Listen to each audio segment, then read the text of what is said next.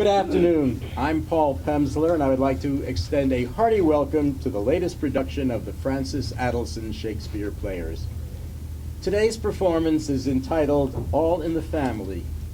While we have no characters named Archie or Edith Bunker, nor Meathead, as Archie called his son-in-law, surely prejudice and intergenerational conflicts are prominent.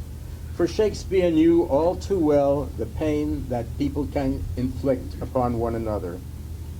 Mention the plays from which today's scenes are taken: Julius Caesar, Othello, Hamlet, Romeo and Juliet, King Lear, and we picture murder, deceit, madness, and jealousy, the seamiest side of our humanity. But within these, there are also moments of love and concern and even humor between wife and husband, parent and child. We begin with Julius Caesar. He lies the head of Julius Caesar, he who aspires to the crown, and uneasy lies the head of Marcus Brutus, he who was persuaded to help keep it from him. Who better than Brutus' wife could sense what was in the wind? Today we see Portia confront her husband on the night before that fateful day, the Ides of March. Charlie Collins will play the part of Brutus, and Eileen Collins will play Portia. Pat Meany is the servant. Let's all join in the conspiracy.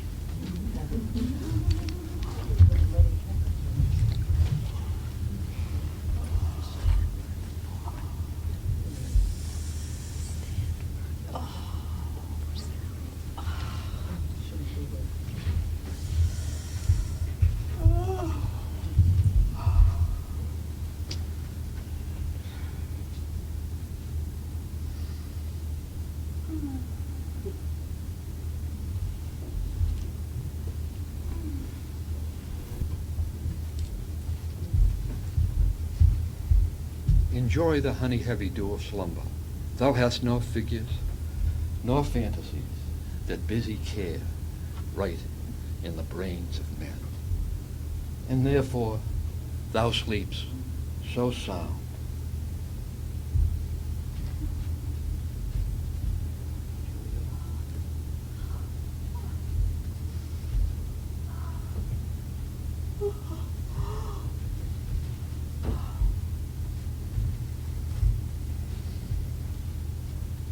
Brutus, my lord. Portia, what mean you? It is not for your health thus to commit your weak condition to the raw cold morning. Nor for yours neither. You ungently, Brutus, stole from my bed. And yesternight at supper, you suddenly arose and walked about, musing and sighing with your arms across. And when I asked you what the matter was, you stared upon me with ungentle looks. I urged you further. Then you too impatiently scratched your head and stamped your foot. Yet I insisted, yet you answered not, but with an angry wafture of your hand gave sign for me to leave you. So I did, fearing to strengthen that impatience which seemed too much enkindled, and withal hoping it were but an effect of humor, which sometimes hath its hour with every man. It will not let you eat, nor talk, nor sleep. And could it work so much upon your shape as it has much prevailed upon your condition, I should not know you, Brutus. Dear my lord, make me acquainted with your cause of grief. I am not well in health, and that is all. Brutus is wise, and were he not in health, he would embrace the means to come by it. And so I do. Portia, go to bed. Is Brutus sick? And is it physical to walk unbraced and suck up the humors of the dank morning? What, is Brutus sick? And will he steal from his wholesome bed to dare the vile contagion of the night and tempt the rheumy and unpurged air to add unto his sickness?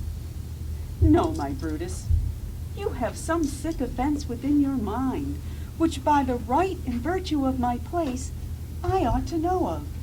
And upon my knees I charm you by my once commended beauty, by all your vows of love, and that great vow which did incorporate and make us one. that you unfold to me yourself, your why you are heavy, and what men tonight have had to resort to you. For here have been some 6 or 7 who did hide their faces even from darkness. Kneel not, gentle Portia. I should not need if you were gentle Brutus. Within the bonds of marriage, tell me, Brutus, is it accepted I should know no secrets that appertain to you?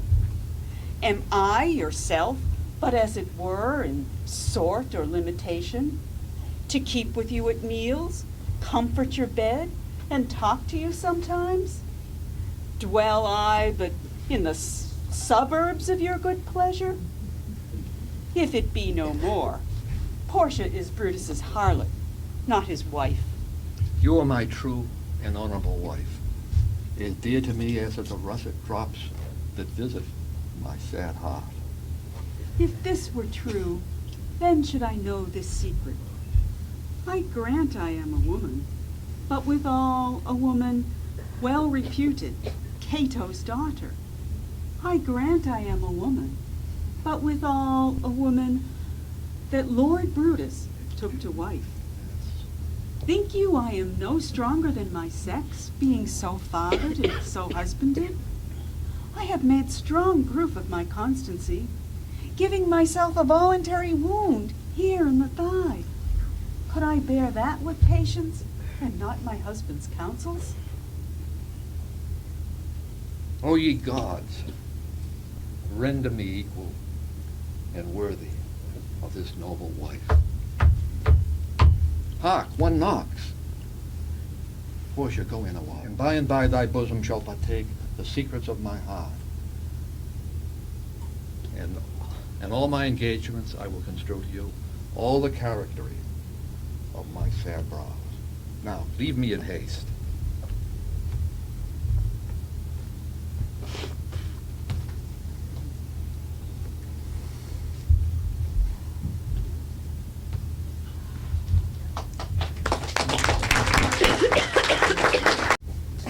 King Lear, iconic words for the hazards of old age. For who does not fear loss of capacity to handle one's own affairs? Who among us does not know a family where children have inveigled a parent? But within this play, this powerful meditation on aging, there is also a subplot of a brother conspiring against a brother to deceive a parent. Edmund, the bastard son of Gloucester, has come up with a plan to usurp his brother's inheritance and gain his father's land and money. We join Herb Hillman as Edmund, bastard son of Gloucester, Fred Martin as Edgar, the rightful heir, and Andy Lane as Gloucester.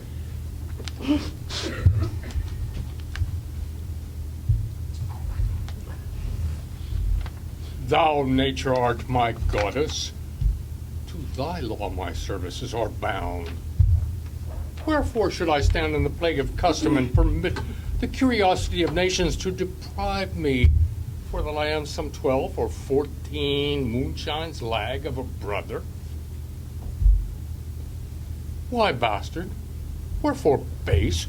When my dimensions are as well compact, my mind is generous, and my shape as true as honest madam's issue. Why brand they us with baseness? Base? Bastardy? Base? Base? Who in the lusty stealth of nature take more composition and fierce quality than doth within a dull, stale, tired bed go to the creating a whole tribe of fops got between asleep and wake? Well then, legitimate Edgar, I must have your land. Our father's love is to the bastard Edmund as to the legitimate. Fine word, legitimate. Well, my legitimate, if this letter speed and my invention thrive, Edmund the base shall top the legitimate. I grow, I prosper. Now, gods, stand up for bastards. Edmund, how now? What news? So please your lordship, none. I so earnestly seek you to put up that letter. What paper were you reading? Nothing, my lord.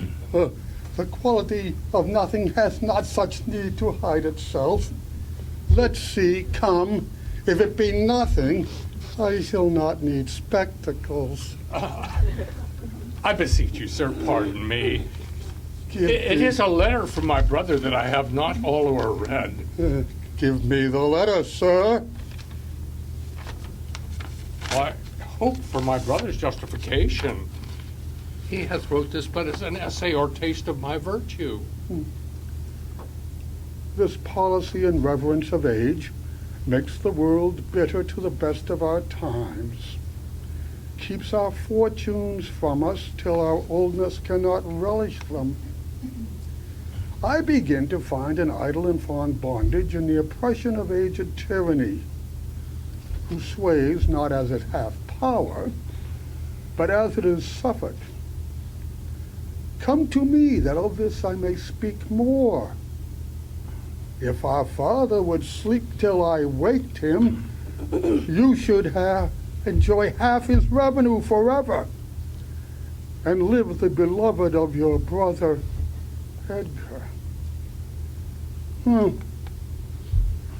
Conspiracy. Sleep till I waked him. You should enjoy half his revenue. My son, Edgar, had he a hand to write this? A heart and brain to breed it in? When came this to you? You know the character to be your brother's? It is his hand, my lord, but I hope his heart is not in the contents. Hath he never heretofore sounded you in this business? Never, my lord. But I have heard him maintain it to be fit that sons at perfect age, with fathers declining, the father should be as ward to the son, and the son manage his revenue. Oh, villain! Villain! His very opinion in the letter. Abhorred villain. Unnatural. Detested. Brutish villain. Worse than brutish. Go, sirrah, seek him. I will apprehend him, abominable villain. I dare pawn down my life for him, that he hath wrote this to feel my affection to your honor, and to no further pretense of danger. Think you so? If your honor judge it meet, I will place you where you shall hear us confer of this, and by an auricular assurance have your satisfaction. He cannot be such a monster. Nor is not, sure. To his father who so tenderly and entirely loves him. Heaven and earth, Edmund, seek him out. Wind me into him, I pray you. Frame the business after your own wisdom. I will seek him, sir. These late eclipses of the sun and moon portend no good to us. The wisdom of nature can reason it thus and thus, but nature finds itself scourged by the sequent effects. Love cools. Friendship falls off. Brothers divide. In cities, mutiny. In countries, discord. And in palaces, treason. The bond is cracked twixt son and father. This villain of mine meets the description. It's son against father. We have seen the best of our times. Machinations, hollowness, treachery, and all ruinous disorders follow us disquietly to our graves. Find out this villain, Edmund. It shall lose thee nothing. Do it carefully.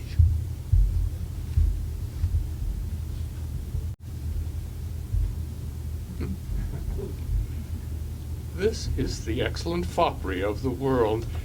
When we are sick in fortune, often the surfeit of our own behavior, we make guilty of our disasters the sun, the moon, and the stars. As if we were villains by necessity, fools by heavenly compulsion, knaves, thieves, and treachers by spherical predominance, drunkards, liars, and adulterers by the enforced obedience of planetary influence, and all that we are evil in by a divine thrusting on. An admirable evasion of Whoremaster Man to lay his goatish disposition to the charge of a star. My father compounded with my mother under the dragon's tail, and my nativity was under Ursa Major, so that it follows that I am rough and lecherous. Food. I should have been that I am had the maidenliest star in the firmament twinkled on my bastardizing. Edgar. And pat he comes, like the catastrophe of the old comedy. My cue is villainous melancholy, with a sigh like Tom of Bedlam. Oh, these eclipses do portend these divisions. Fa, sol, la, mi. How now, Edmund? What serious contemplation are you in? I am thinking, brother, of a prediction I read this other day, what should follow these eclipses. Do you busy yourself with that? I promise you, the effects he writes of succeed unhappily as unnatural as between the child and the parent. Death, dearth, disillusions of amities, divisions in state, menaces and maledictions against king and nobles, I know not what. How long have you been a sectary astronomiker? Oh, come. When saw you my father last? Why, the night gone by. Spake you with him? Aye, 2 hours together. Parted you in good terms? Found you no displeasure in him by word or countenance? None at all. Bethink yourself wherein you may have offended him, and at my entreaty, forbear his presence till some little time hath qualified the heat of his displeasure, that with the mischief which at this instant so rageth in him, that with the mischief of your person it would scarcely allay. Some villain hath done me wrong. That's my fear. I am no honest man, if there be any good meaning towards you. I have told you what I have seen and heard. Pray you, away. Shall I hear from you anon? I do serve you in this business.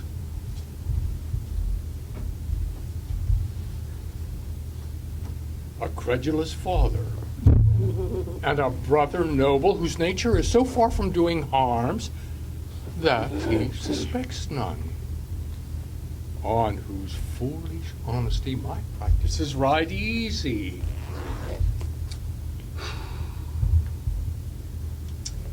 I see the business. Let me, if not by birth, have lands by wit. All with me's meet that I can fashion fit.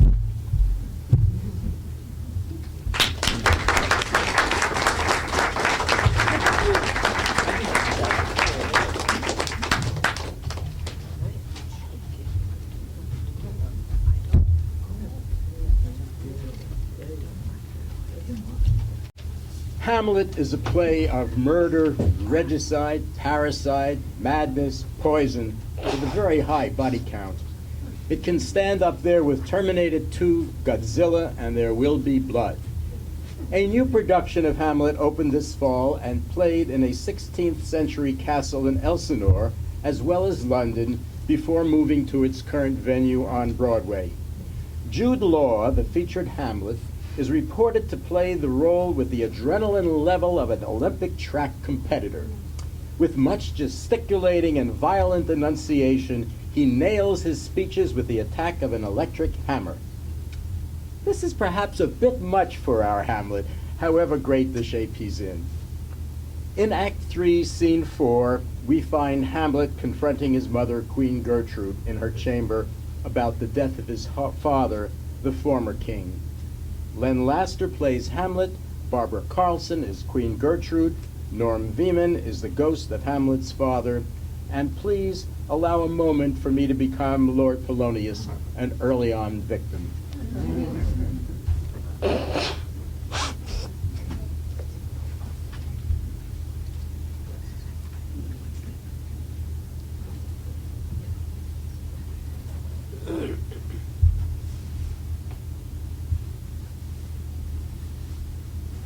He will come straight. Look you, lay home to him.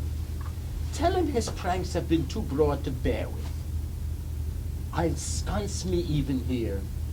Pray you, be round with him. Mother! Mother! Mother! Fear me not. Withdraw. I hear him coming. How now, Mother? What's the matter? Hamlet, thou hast thy father much offended. Mother, you have my father much offended. Have you forgot me? Nay, by the rood, not so. You are the queen, your husband's brother's wife. And by the rood, would it were not so, you are my mother. Come and sit you down, sit you down. You shall not budge, you go not, till I have set you up a glass where you may see the inmost part of you. What wilt thou do? Thou wilt not murder me. Help! Help! Oh! Oh, now, help, help, help. How now? A rat? Ah! Dead for a ducat, dead. Oh, I am slain. What have you done? Nay, I know not. Is it the king? What a rash and bloody deed is this? A bloody deed.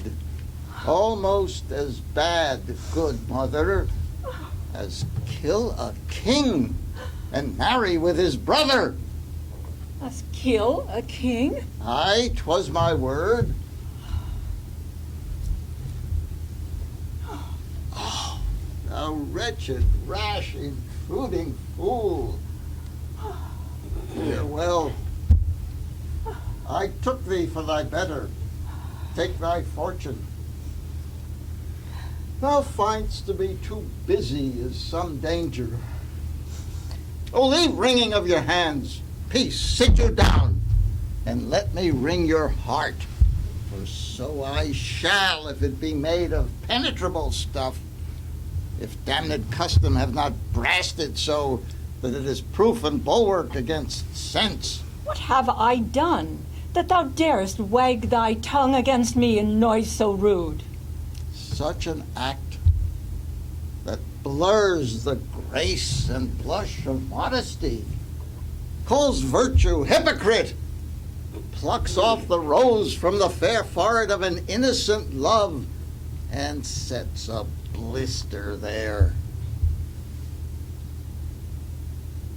Yea, this solidity and compound mass, his thoughts with tristful visage as against the doom, his thoughts sick at the act.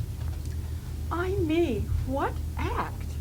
That roars so loud and thunders in the index. Look here. upon this picture and on this, the counterfeit presentment of two brothers. See what a grace was seated on this brow, Hyperion's curls, the front of Jove himself, an eye like Mars to threaten and command, a combination and a form indeed where every god did seem to set his seal to give the world assurance of a man. This was your husband.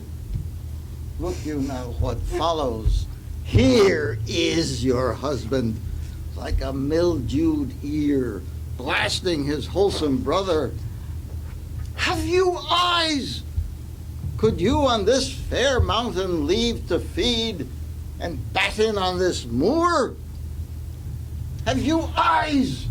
You cannot call it love, for at your age, the heyday in the blood is tame, it's humble, and waits upon the judgment.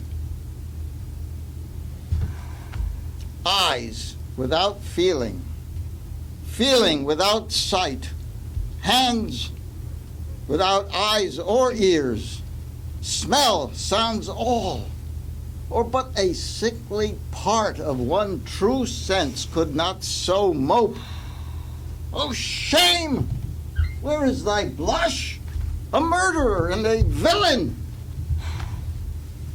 A vice of kings who from a shelf the precious diadem stole and put it in his pocket. No more. A king of shreds and patches!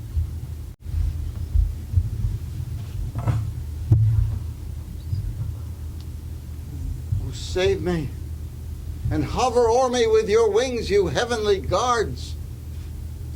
What would your gracious figure? Alas, he's mad. Do you not come your tardy son to chide? That, lapsed in time and passion, lets go by the important acting of your dread command. Oh, say! This visitation is but to whet your almost blunted purpose. But look, amazement on your mother sits. Step between her and her fighting soul. Conceit on weakest bodies strongly works. Speak to her, Hamlet. How is it with you, lady? Alas, how is it with you that you do bend your eye on vacancy, and with the incorporeal air do hold discourse? For that your eye your spirits wildly peep, and as the bedded soldiers in the alarm, your hair starts up and stands on end. Oh, gentle sun, upon the heat and flame of thy distemper, sprinkle cool patience. Whereon do you look? On him! On him! See how pale he glares. His cause and form conjoined, preaching to stones would make them capable. Oh, do not look upon me! To whom do you speak this? Do you see nothing there? Nothing at all, yet all that is I see. Nor did you nothing hear? No, nothing but ourselves. Look how it steals away. Look, my father in his habit as he lived. Look where he goes, even now, out at the portal. This is the very coinage of your brain. This bodiless creation, ecstasy is very cunning in. Mother, lay not that mattering unction to your soul, that not your trespass, but my madness speaks. It will but skin and film the ulcerous place, whilst rank corruption, mining all within, infects unseen. Repent what's past. Avoid what's to come. And do not spread the compost on the weeds to make them ranker. Oh, Hamlet, thou hast cleft my heart in twain. Well, throw away the worser part of it and live the purer with the other half. Good night. But go not to mine uncle's bed. Assume a virtue, if you have it not. Refrain tonight, and it shall lend a kind of easiness to the next abstinence, the next more easy. Once more, good night. For this same fellow I do repent, but heaven hath pleased it so, to punish me with this and this with me, that I must be both scourge and minister. Thus, bad begins, and worse remains behind. One word more, good lady. What shall I do? Not this that I bid you do. Let the bloat king tempt you again to bed, pinch wanton on your cheek, call you his mouse, make you to ravel all this out, that I am not in madness, but am mad in craft. 'Twere good you let him know. I must to England, you know that. Alack, I had forgot. 'Tis so concluded on. There's letters sealed, and my two schoolfellows, whom I will trust as I will adders fanged, they bear the mandate to sweep my way and marshal me to knavery. Let it work. For 'tis the sport to have the engineer hoist on his own petard. And it shall go hard, but I will delve 1 yard below their mines and blow them at the moon. This man shall set me packing. I'll lug the guts into the neighbor room. Mother, good night. Indeed, this council is now most still, most secret, and most grave. Who was in life a foolish, prating knave. Come, sir, to draw toward an end with you. Good night, mother.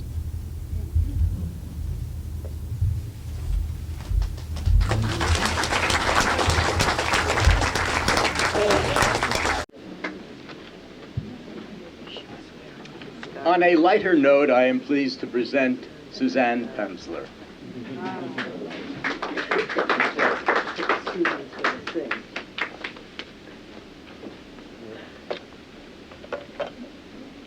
At the start of the movie version of Much Ado About Nothing, Emma Thompson, sitting atop a tree branch, speaks the words of this song to the assembled group below. Her message to the women is, be blithe and bonny. Convert all your sounds of woe relating to men into hey, nunny, nunny, nunny. Sigh no more, ladies.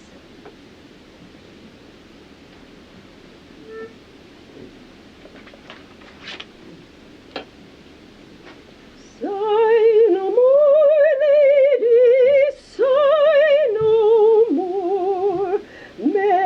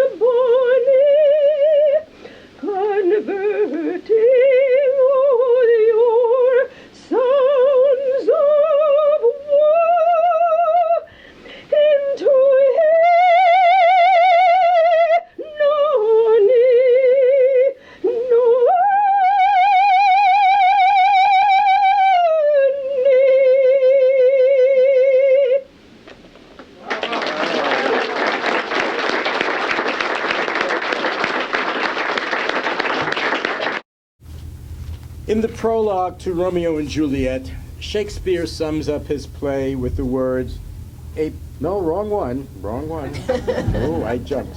Sorry about that. The song just got to me. The rivalry in the 15th century of the houses of Lancaster and York for the throne of England, later known as the War of the Roses, gave rise to the tetralogy of Shakespeare plays, Henry VI, Parts 1, 2, and 3, and Richard III. In Henry VI, Part 3, Richard of York, who has schemed to make himself king, has been defeated at the Battle of Wakefield. Queen Margaret taunts the captive Richard before having him killed. Nancy Walcott is Queen Margaret, Don Yapel, the unfortunate Duke.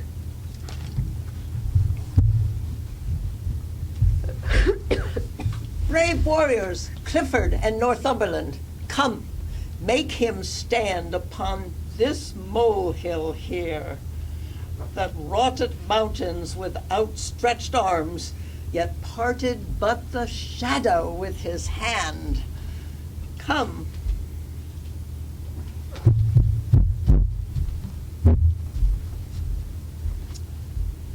What? Wast you that would be England's king?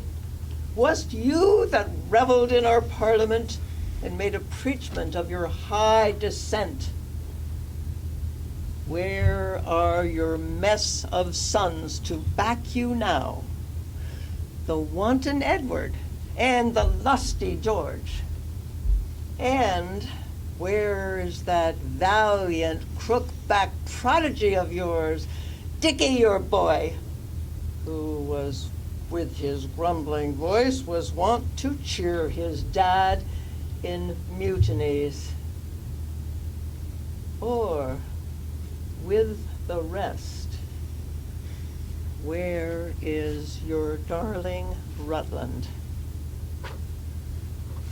Look, York, I stained this napkin with the blood that valiant Clifford with his rapier's point made issue from the bosom of the boy. And if thine eyes can water for his death, I give thee this, to dry thy cheeks withal. I prithee, grieve to make me merry, York. What? Hath thy fiery heart so parched thine entrails that not a tear can fall for Rutland's death? Why art thou patient, man? Thou shouldst be mad. And I, to make thee mad, do mock thee thus. Step, rave, and fret, that I may sing and dance.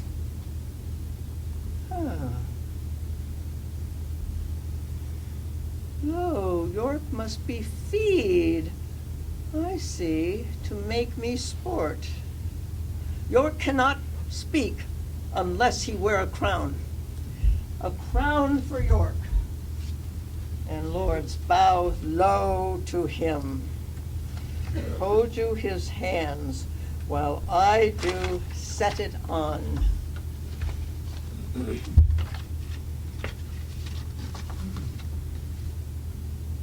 Aye, marry, sir, now looks he like a king. This is he that took King Henry's chair, and this is he that was his adopted heir. But how is it that great Plantagenet is crowned so soon and broke his holy oath?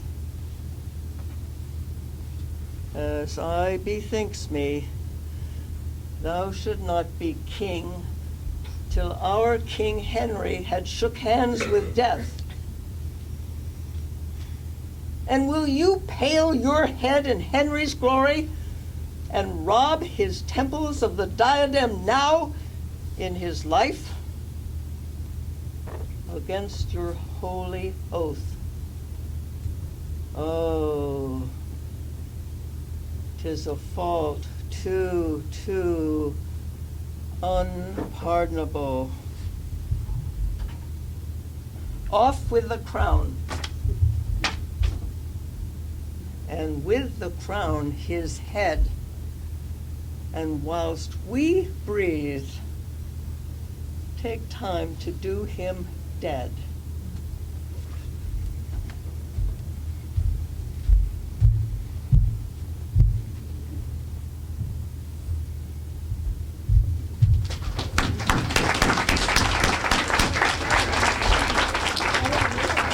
And now, in the prologue to Romeo and Juliet, Shakespeare sums up his play with the words, "A pair of star-crossed lovers take their life." Star-crossed, his astrological term, has come to describe other doomed pairs, like Tristan and Isolde, Heathcliff and Cathy, and, why not, Bergman and Bogart in Casablanca. In today's 3 scenes from Romeo and Juliet, we spare the bloody deeds and ponder the words of Juliet, her nurse, and parents, as Juliet is propelled towards her inevitable demise. First, from Act 1, Scene 3, before meeting Romeo, Juliet has readily agreed to abide by the choice of Lord Capulet, her father, and take Paris as her husband. In the second scene, Capulet throws a ball to celebrate the forthcoming wedding. Alas and alack for Juliet, who meets Romeo at the ball, but cheers for us, for there would be scant plot without their meeting. The final scene takes us to Act 3, where the clandestine marriage and overnight tryst with Romeo. Juliet has a deeper problem to contemplate as she reneges on her promise to wed Paris. Mimi Hooper is our Juliet. Her nurse is Peggy Wood. Bill Boone is Lord Capulet. Judy Hewell is Lady Capulet. And Fred Martin is a cousin Capulet. Nurse, where is my daughter? Call her forth to me. Now by my maidenhead at 12-year-old, I bade her come. What lamb? What ladybird? Oh, God forbid, where is this girl? What, Juliet? How now? Call. Your mother. Oh, madam, I am here. What is your will? This is the matter. Nurse, give leave a while. We must talk in secret. Nurse, come back again. I have remembered me. Thou's hear our counsel. Thou know'st my daughter's of a pretty age. Faith, and I can tell her age unto an hour. She's not 14. I'll lay you 14 of my teeth, though to my teeth be it spoken, I have but 4. She's not 14. How long is it till Lammas-tide? A fortnight in odd days. Even or odd, of all days of the year, come Lammas-tide at eve, at night shall she be 14. Susan and she were of an age. God rest all Christian souls. Well, Susan is with God. She was too good for me. But as I said, come Lammas-tide at night shall she be 14. That shall she marry. I remember it well. 'Tis since the earthquake now 11 years, and she was weaned. I never shall forget it. Of all the days of the year, for on that day I had laid the wormwood to my Doug, sitting in the sun under the dove house wall. My lord and you were then at Mantua. Nay, I do bear a brain, but as I said, when it did taste the wormwood on the nipple of my Doug, and felt it bitter, ooh, to see it tetchy and fall out with the Doug. Shake, quoth the dove house, no need, I trow, to bid me trudge. And since that time it is 11 years, for she could stand alone. Nay, by the rood, she could run and waddle all about. For even the day before, she broke her brow. And my husband, oh, God be with his soul, was a merry man. Took up the child, yea, Jewel, quoth he, dost thou fall upon thy face? You'll fall backwards when you have more wit, will you not, Jewel? And by my holy dame, the pretty wretch left crying and said, "Hi," to see how a jest will come about.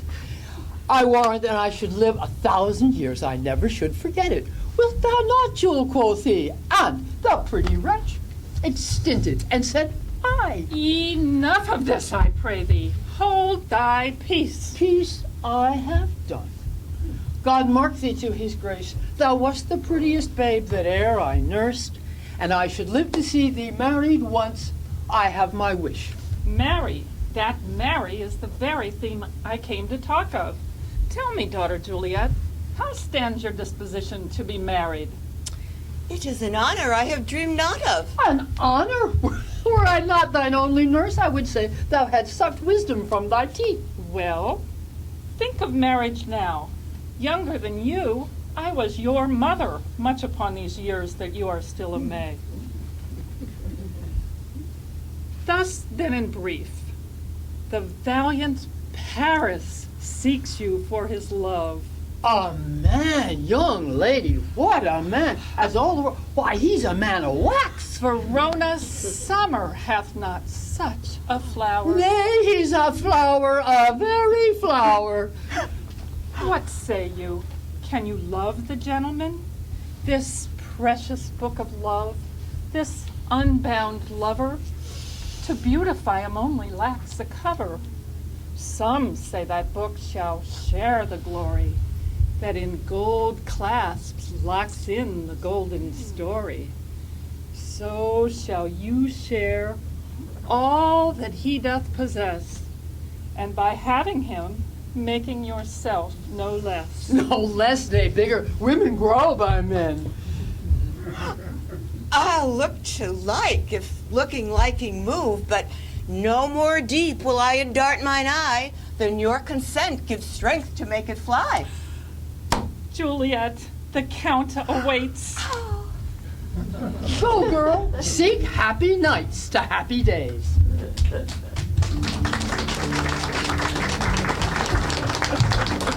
Welcome, gentlemen.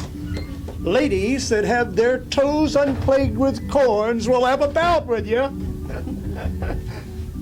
Aha, my mistresses, which of you all will now deny to dance?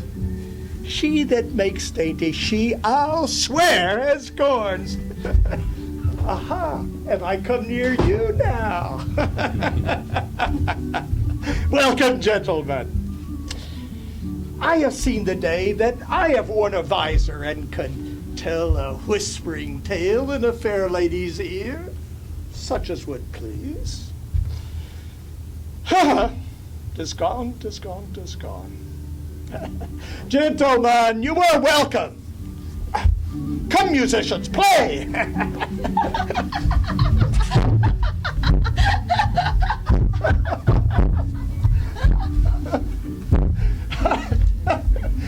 Nay, sit, good cousin Capulet. For you and I are past our dancing days. How long is now since last yourself and I were in a mask? Fire lady, 30 years. Oh, what man? 'Tis not so much. 'Tis not so much. Come, cuz, come.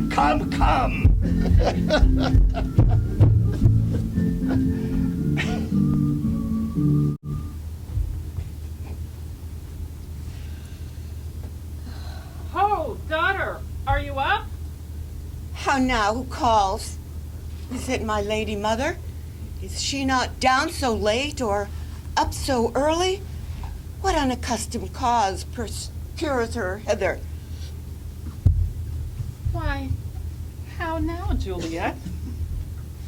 Madam, I am not well. Evermore weeping for their cousin's death? What, wilt thou wash him from his grave with tears? And if thou couldst not make him live. Therefore, have done. Some grief shows much of love, but much of grief shows still some want of wit. Yet let me grieve for such a feeling loss. Well, girl, thou weepst not so much for thy cousin's death, as that the villain lives which slaughtered him. What villain, madam? That same villain, Romeo. We shall seek vengeance, and then thou wilt be satisfied. Indeed, I shall never be satisfied with Romeo till I behold him dead. Is my poor heart for a kinsman vexed? Madam, if you would find out but a man to bear a poison, I would temper it, that Romeo, upon receipt thereof, would soon sleep in quiet. Oh, how my heart abhors to hear him named, and cannot come to him to wreak the love I bore my cousin upon the body that slaughtered him. Find thou the means, and I'll find you the man. But now I bring you joyful tidings, girl.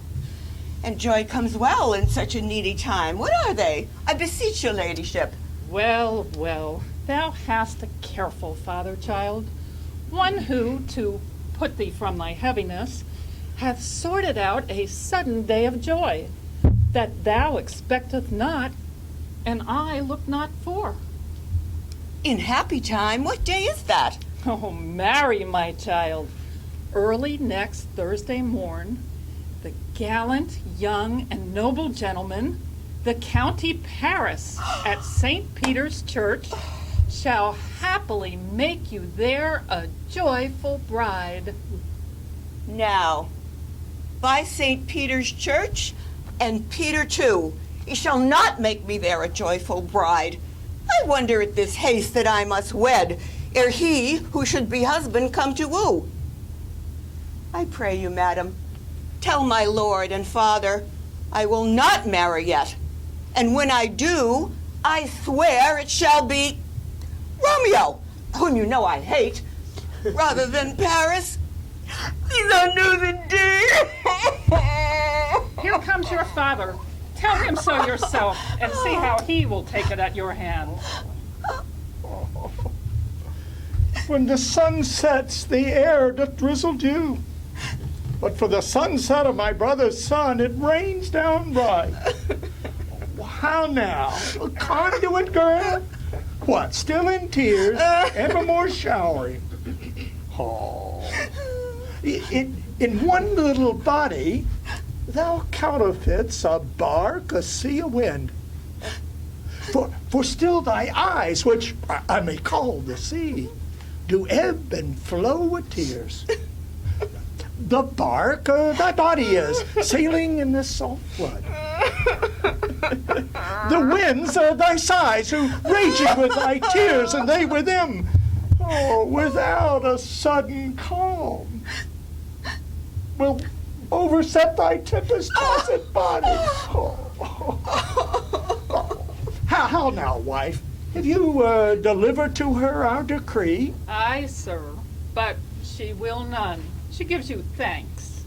I would the fool were married to her grave. Salt! Take me with you.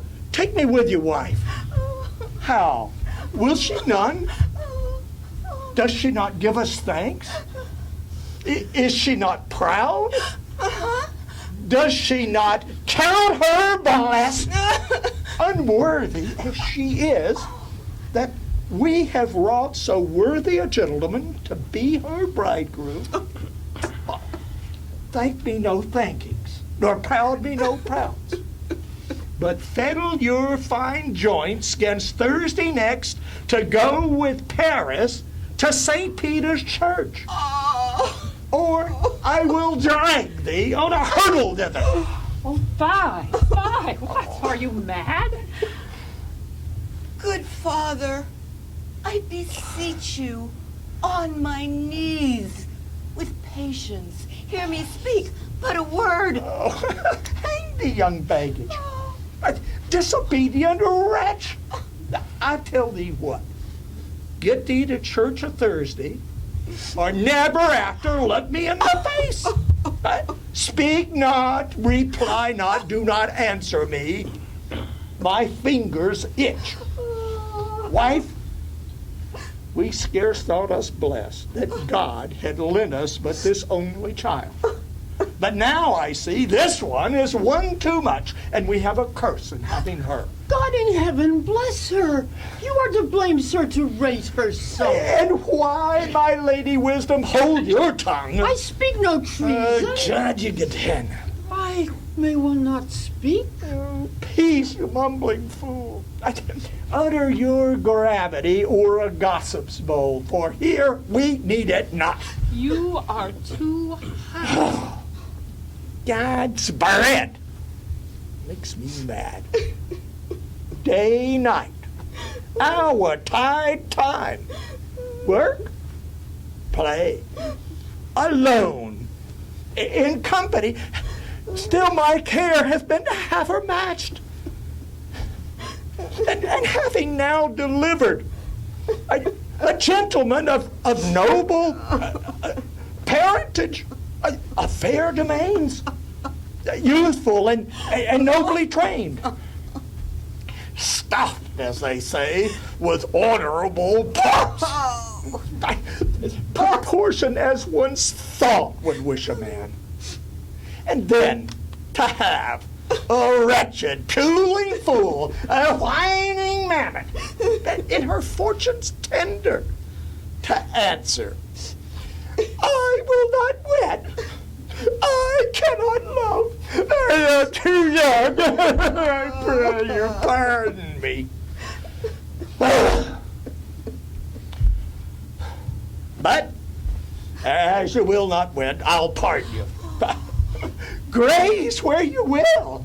You shall not house with me. Look to it, think on't. I do not use to jest. Thursday is near. Lay hand on heart, advise, and you be mine. I give you to my friend, and you be not. Hang, beg, starve, die in the streets. By my soul, I'll ne'er acknowledge thee. Now what is mine shall never do thee good. Trust to it. Bethink you, I'll not be forsworn. Is there no pity sitting in the clouds, sees into the depth of my grief? Oh, sweet my mother, cast me not away. Speak not to me, for I'll not say a word. Do as thou wilt, for I have done with thee. Oh, God! Oh, nurse! How shall this be prevented? What sayest thou? Hast thou not a word of joy? Some comfort, nurse? Faith, and here it is. Romeo is banished. I'll lay all the world to nothing he dares ne'er come back to challenge you. Or if he do, it needs must be by stealth. Then, since the case so stands as now it doth, I think it best you're married with the county. Oh, he's a lovely gentleman. Romeo's a dishclout to him. Beshrew my very heart, an evil madam hath not so fair, so clean, so quick an eye as Paris hath. Beshrew my very heart, I think you are happy in this second match, for it excels your first. Or if it did not, your first is dead. Or 'twere as good he were, as living here, and you no use of him. Speakest thou from thy heart? And from my soul as well, or else beshrew them both. Amen. What? Well, thou hast comforted me marvelous much. Go in and tell my lady I am gone, having displeased my father, to Lawrence's cell to make my confession and to be absolved. Marry, that I will, and this is wisely done.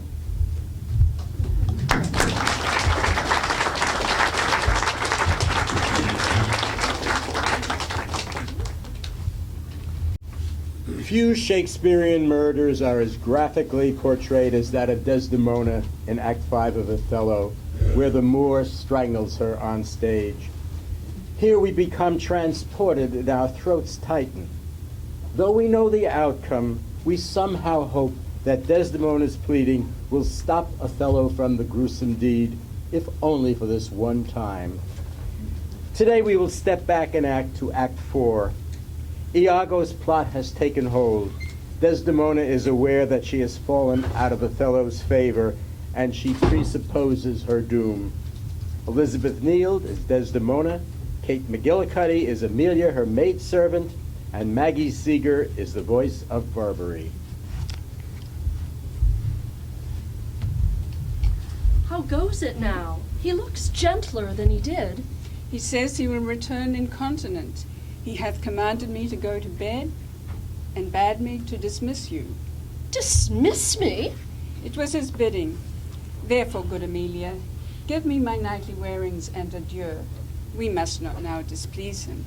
I would you had never seen him. So would not I. My love doth so approve him, that even his stubbornness, his checks, his frowns, prithee unpin me, have grace and favour in them. I've laid those sheets you bade me on the bed. All's one. Good faith, how foolish are our minds. If I do die before thee, prithee shroud me in one of those same sheets. Come, you talk. My mother had a maid called Barbara. She was in love, and he she loved proved mad and did forsake her. She had a song of willow, an old thing 'twas, but it expressed her fortune, and she died singing it. That song tonight will not go from my mind. I have much to do but to go hang my head all at one side and sing it like poor Barbara. Prithee, dispatch. Shall I go fetch your nightgown? No, unpin me here. This Ludovico is a proper man. A very handsome man. He speaks well. I know a lady in Venice would have walked barefoot to Palestine for a touch of his nether lip. Lay by these. Prithee hie thee, he'll come anon.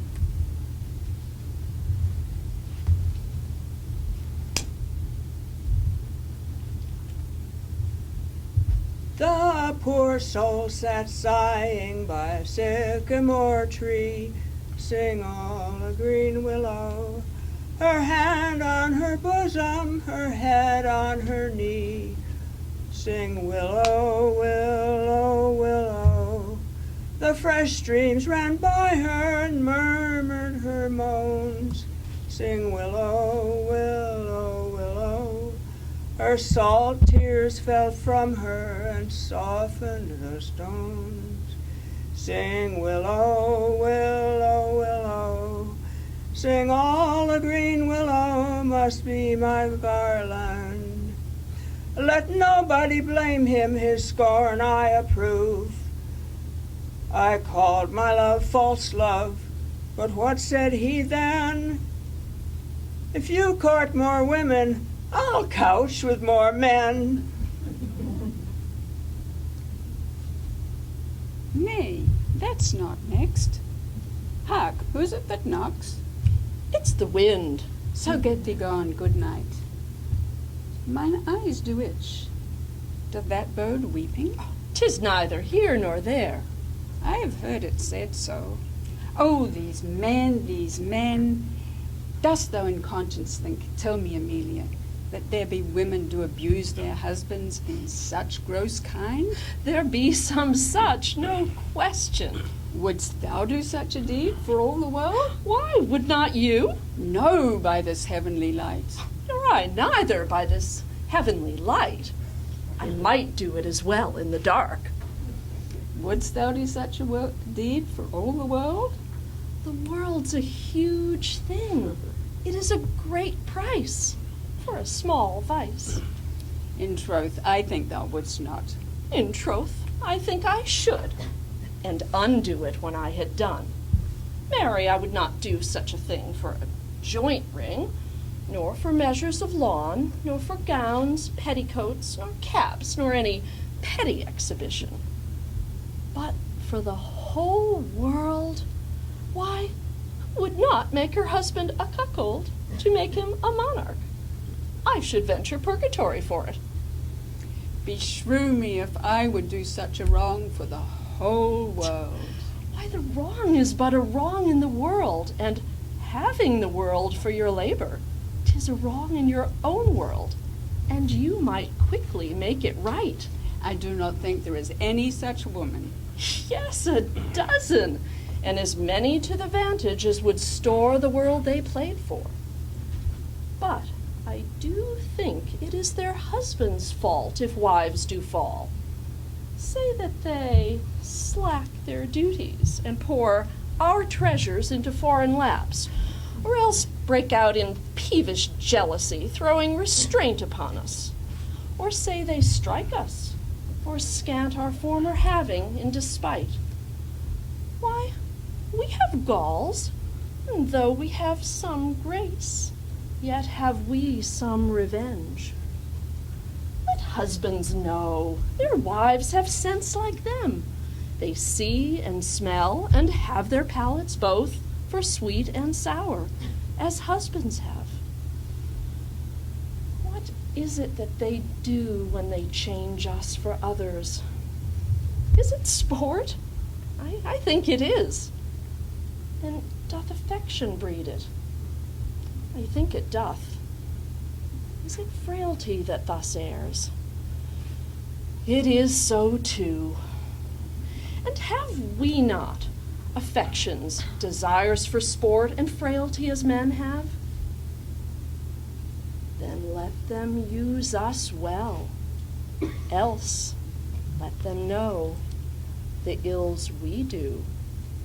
Their ills instruct us so. Good night, good night. Heaven me such uses send, not to pick bad from bad, but by bad men.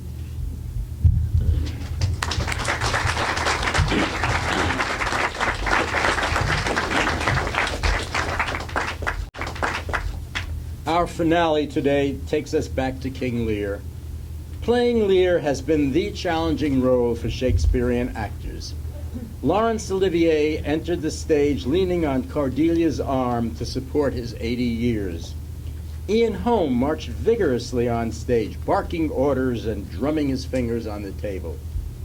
Corin Redgrave, in a 2004 production, trumped them both by entering tottering on canes, then smiling vigorously, dropped the canes and stood upright, thus playing a practical joke on the courtiers who applauded the performance.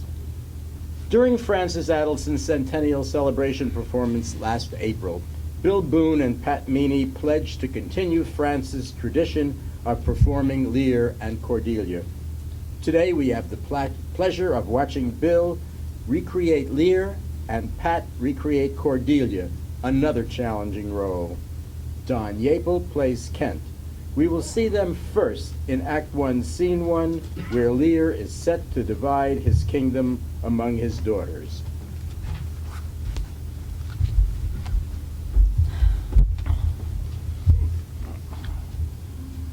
And now our joy, although the last not least, to whose young love the vines of France and milk of Burgundy strive to be entrusted. What can you say to draw a third more opulent than your sisters? Speak. Nothing, my lord. Nothing? Nothing. Nothing will come of nothing. Speak again. Unhappy as I am, I cannot heave my heart into my throat. I love your majesty according to my bond. Not more and not less. Oh, how, Cordelia? Bend your speech a little, lest it mar your fortunes. Oh, good my lord, you have begot me, bred me, loved me, and I return those duties as our right fit. I will obey you, love you, and most honor you. But why have my sisters husbands if they say they love you all? Haply, when I shall wed, that lord whose hand will take my plight will carry half my love with him, half my care and duty. I shall not marry like my sisters and love my father all. But goes thy heart with this? Aye, my lord. So young and so untender. So young, my lord, but true.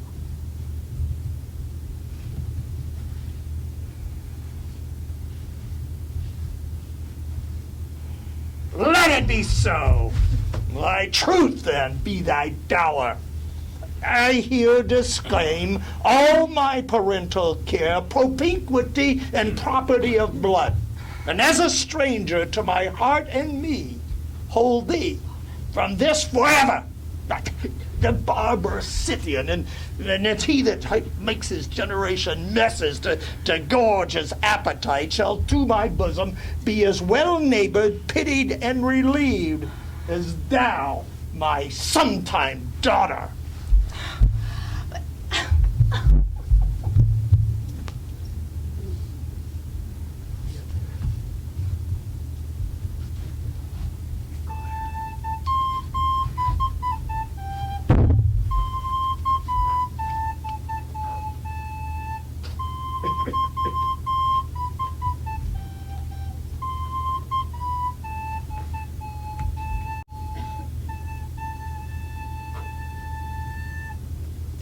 Our last scene takes us near the end of the play to Act 4, Scene 7, where Cordelia tries to comfort Lear, who is broken both in body and in spirit.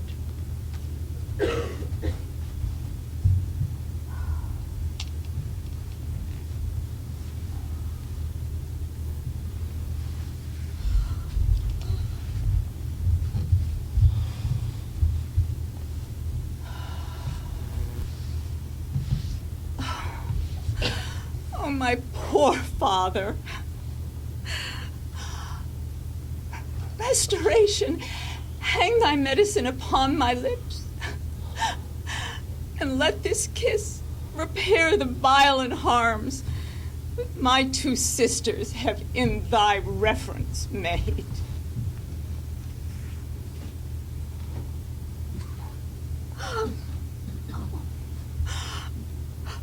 What was this a face to be opposed against the warring winds? Mine enemy's dog, though he had bit me, would have stayed that night against my fire. Oh, and was thy fain, poor father, to suffer thee with swine and rogues forlorn, in short and musty straw? Alack! Alack! 'Tis wonder that thy life and wits have not concluded all. But he wakes. How now, my royal lord? How fares your majesty? You do me wrong to take me out of the grave. Thou art a soul in bliss, but I am bound upon a wheel of fire, that mine own tears do scald like molten lead. Sir, do you know me? Ah, you are a spirit I know. When did you die? Still far wide. Where have I been? Where am I? Fair daylight.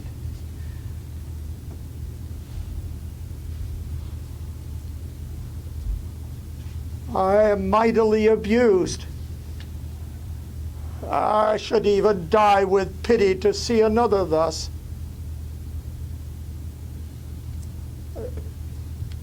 I know not what to say.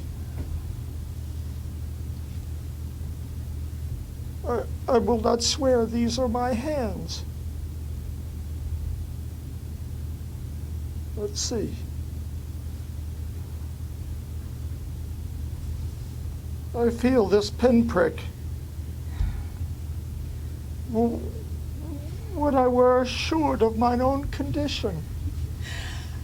Look upon me, sir, and spread your hands in benediction o'er me. No, no, no, you must not kneel. Pray do not mock me. I'm a foolish, fond old man, 80 and upward, not an hour more nor less. And to deal plainly, I fear I am not in my perfect mind. Methinks I should know you and know this man, yet I am doubtful. For mainly, I am ignorant what place this is. And all the skill I have remembers not these garments. Nor I know not where I did lodge last night.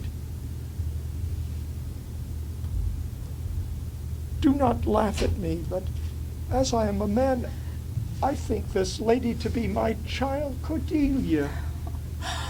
Oh, and so I am. I am. Your tears wet.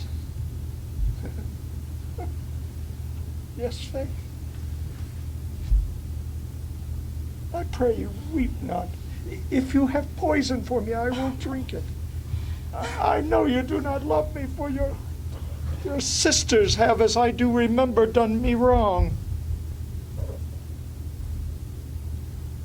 You have some cause. They have not. No cause.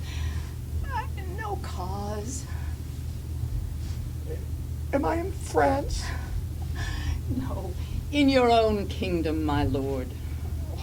Do not abuse me. Wilt please thy highness walk? You must bear with me. Pray you now, forget and forgive. I am old and foolish.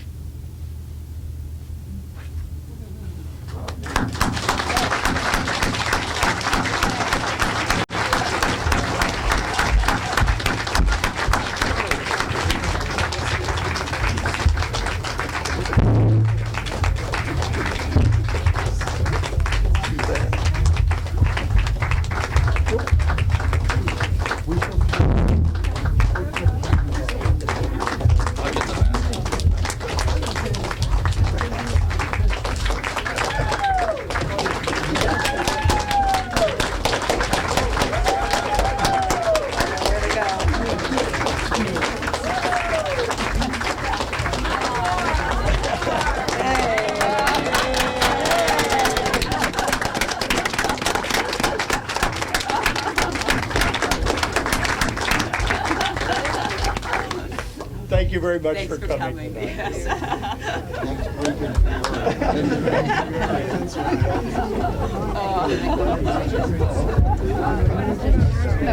Yes, it was great. Yes. Very good.